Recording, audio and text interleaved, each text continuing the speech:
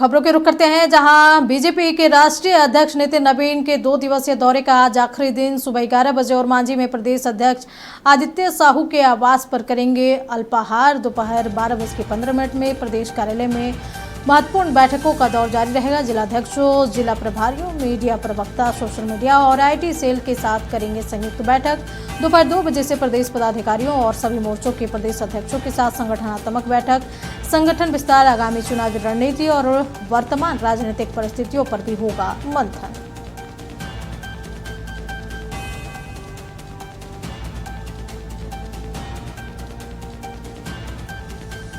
इस खबर पर अधिक जानकारी के लिए हमारे साथ हमारे सहयोगी तनय लाइव जुड़े हुए हैं। तनय, 2 दिवसीय दौरे पर झारखंड पहुंचे हैं बीजेपी के राष्ट्रीय अध्यक्ष नितिन नवीन।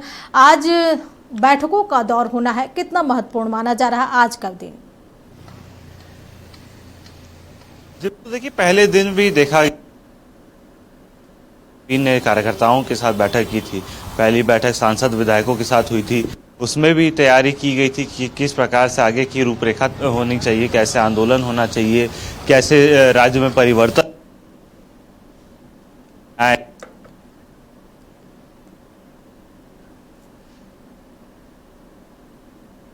है उसको झारखंड में कैसे लागू किया जाए, इस पर मंथन किया गया। उसके बाद जो पर्यवेक्षक थे उनके साथ बैठक हुई, कोर कमेटी की बैठक हुई। तो कह सकते हैं कि पहला दिन काफ़ी ज़्यादा संगठन के रूप से महत्वपूर्ण रहा। वहीं आज दूसरे दिन भी तमाम जिला अध्यक्ष और जिला पर्यवेक्षक जो होते हैं बीजेपी के, उनके साथ बैठक होगी। पहली बैठक उसी के साथ जिले में किस प्रकार से कार्यकर्ताओं की, क्योंकि बीजेपी की जो कमेटी होती है वो कई लेवल पे होती है। जिले की बात करें तो जिला अध्यक्ष होते हैं, फिर जिला मंत्री होते हैं, फिर जिला सचिव होते हैं। तो इस तरह से तमाम लोगों के साथ जब नितिन नवीन सीधे सीधे इंटरेक्ट करेंगे तो कहीं ना कहीं काफी कुछ निकल के सामने आएगा। जिला अध्यक्षों को निर्देश देंगे कि कैसे अपने अपने जिलों को मजबूत किया जा सकता है, क्या वो रणनीति होनी चाहिए। जिला अध्यक्ष अपनी समस्याएं जो है राष्ट्रीय अध्यक्ष के सामने रखेंगे। तो जरूर आज का दिन बेहद महत्वपूर्ण है सांगठनिक रूप से। वहीं दूसरी ओर जो लगातार चर्चाएं चल रही है राज्यसभा चुनाव को लेकर, आज संभवतः बीजेपी अपना स्टैंड क्लियर करेगी कि आखिर कौन वो उम्मीदवार होंगे। गौरव वल्लभ कल जब प्रदेश कार्यालय पहुंचे थे तमाम चर्चाओं के बीच, तो लगभग तय माना गया था कि गौरव वल्लभ ही बीजेपी के उम्मीदवार होंगे। लेकिन उसके बावजूद बीजेपी ने जो औपचारिक घोषणा है वो नहीं कि गौरव वल्लभ ने पर्चा भी खरीदा है। लेकिन परिमल नाथवानी की एंट्री के बाद काफी कुछ जो है संदेह के घेरे में है। तो आज संभवतः राष्ट्रीय अध्यक्ष के रहते रहते ये तमाम चीजों पर विराम लगेगा और आखिरकार बीजेपी अपना उम्मीदवार भी देगी। जी तने, जिस तरीके से राज्यसभा का चुनाव है और इस बीच राष्ट्रीय अध्यक्ष का ये दौरा काफी महत्वपूर्ण माना जा रहा है, कई मायनों में माना जा रहा है। गौरव वल्लभ पंत का नाम औपचारिक घोषणा बस बाकी है। क्या लग रहा है, कांग्रेस एक सीट, जेएमएम अपना एक सीट उतार चुकी है, बीजेपी अपनी साइड से गौरव पंत को उतारेगी और दूसरी ओर जो परिमल नाथवानी है वो भी आ गए हैं, पर्चा खरीद चुके हैं। ये समीकरण कैसे बनेगा?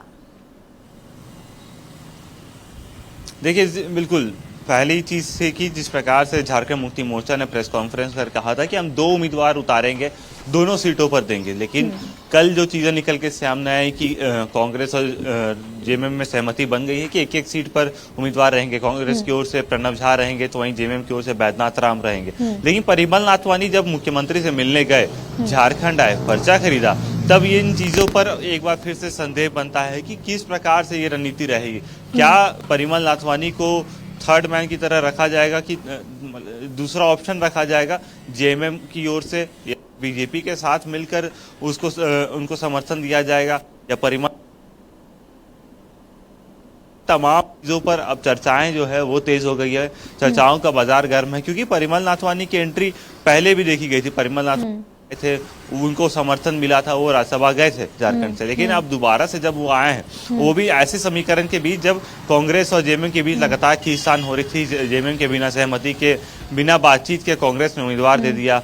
जेएमएम का कड़ा रुख देखने को मिला। उसके बाद फिर जब बातचीत होती है, भूपेश बघेल रांची आते हैं तो नर्म दिखती है जेएमएम और एक उम्मीदवार देकर कहती है कि अब दूसरे पर विचार करेंगे। अब इन तमाम चीजों के बीच बीजेपी ने भी उम्मीदवार अब तक नहीं दिया है। तो काफी कुछ राजनीतिक गलियारों में चल रहा है, चर्चाएं तेज है कि कौन आखिर उम्मीदवार होंगे। क्या परिमल नाथवानी पर ही बीजेपी समर्थन दे सकती है, या गौरव वल्लभ को आगे करके उसके बाद समर्थन बटोरने की कोशिश होगी, या जेएमएम की ओर से, क्योंकि मुख्यमंत्री से जब परिमल नाथवानी मिल चुके हैं तो जेएमएम भी जरूर अब इन चीजों को आगे रखेगी कि कैसे जो है परिमल नाथवानी से बातचीत हो। और क्योंकि देखिए 28 का जो आंकड़ा है वो तो बैद्यनाथ राम के साथ है, लेकिन जो शेष विधायक जेएमएम के रहते हैं उनको तब फ्री छोड़ा जा सकता है कि आप जाइए, आप स्वतंत्र है, आप जहां भी वोट चाहे वो कर सकते हैं। वहीं दूसरी ओर बीजेपी के लिए दो रास्ते हैं। बीजेपी की बात करें तो बीजेपी दो तरह से कैंडिडेट उतार सकती है। पहला ये होगा कि जो कैंडिडेट बीजेपी उतारे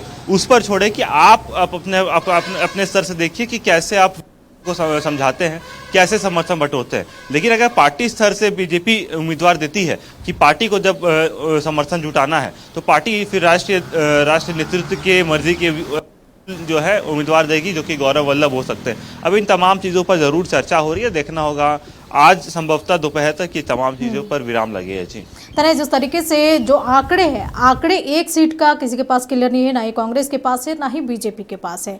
और जब बिहार में राज्यसभा चुनाव हुआ था तो उसमें भी देखा गया था कि एनडीए को कांग्रेस ने सपोर्ट किया था, क्रॉस वोटिंग हुई थी। तो क्या लग रहा है कि यहाँ भी झारखंड में भी ऐसी कुछ स्थिति बनती दिख रही है, क्योंकि अंदर खाने कुछ विधायक नाराज चल रहे हैं। जी बिल्कुल, देखिए क्रॉस वोटिंग की इस बार भी पूरी संभावना है। जब आपको याद होगा जब दीपक प्रकाश जिनका टेन्योर खत्म हो रहा है, दीपक प्रकाश भी जब राज्यसभा गए थे उनके पास भी आंकड़ा 25 का ही था।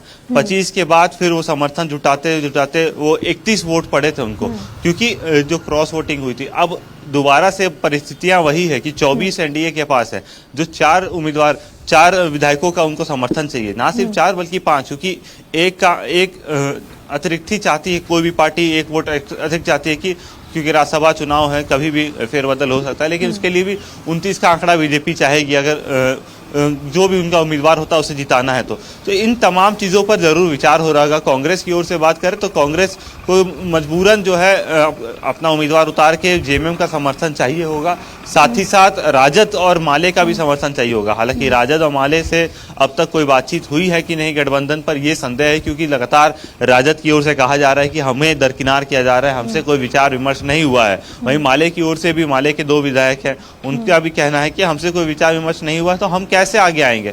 अब इन तमाम चीजों पर जरूर मुख्यमंत्री हेमंत सोरेन भी देख रहे होंगे, कांग्रेस अपने स्तर से देख रही होगी, और बीजेपी उम्मीदवार उतारने से पहले इन तमाम समीकरणों को साधेगी जरूर। जी इन तमाम चीजों के बीच नितिन नबीन का जो दौरा है, आज आखिरी दिन है, आज तमाम मीटिंग के बाद वो वापस दिल्ली लौट जाएंगे। कितना महत्वपूर्ण माना जा रहा है आज का दिन बीजेपी के लिए? जी देखिए, बीजेपी के लिए कल का दिन भी महत्वपूर्ण था और आज का दिन भी, क्योंकि राष्ट्रीय अध्यक्ष जब भी आते हैं पार्टी से बातचीत करेंगे, पार्टी को एक नई दिशा देंगे, क्योंकि झारखंड में पार्टी लगातार जो है बैकफुट पे है, या क्योंकि विपक्ष में बैठी हुई है। पार्टी में कैसे जोश भरा जाए, कार्यकर्ताओं में कैसे जोश भरा जाए, ये जिम्मेदारी नितिन नबीन खुद लेकर आए हैं। और अब कहीं ना कहीं कार्यकर्ताओं में कल जिस प्रकार से उत्साह देखने को मिला था, दूसरे दिन भी तमाम बैठकों के बाद जब वो कार्यकर्ताओं से मिलेंगे तो कहीं ना कहीं पार्टी के लिए और झारखंड भाजपा के लिए बेहद खास दिन रहेगा। चलिए तने नजर बनाए रखे। तमाम जानकारी के लिए आपका बहुत बहुत शुक्रिया। तो बता दें कि नितिन नबीन 2 दिवसीय दौरे पर झारखंड पहुंचे हैं। वहीं कल और आज आखिरी दिन है, आज रांची से वो वापस दिल्ली के लिए लौट जाएंगे। हालांकि आज का दिन भी काफ़ी महत्वपूर्ण है, कई महत्वपूर्ण चीज़ों पर बैठक का दौर जारी रहेगा, और साथ ही आज बीजेपी की ओर से राज्यसभा का कौन उम्मीदवार होगा इसकी औपचारिक घोषणा हो जाएगी।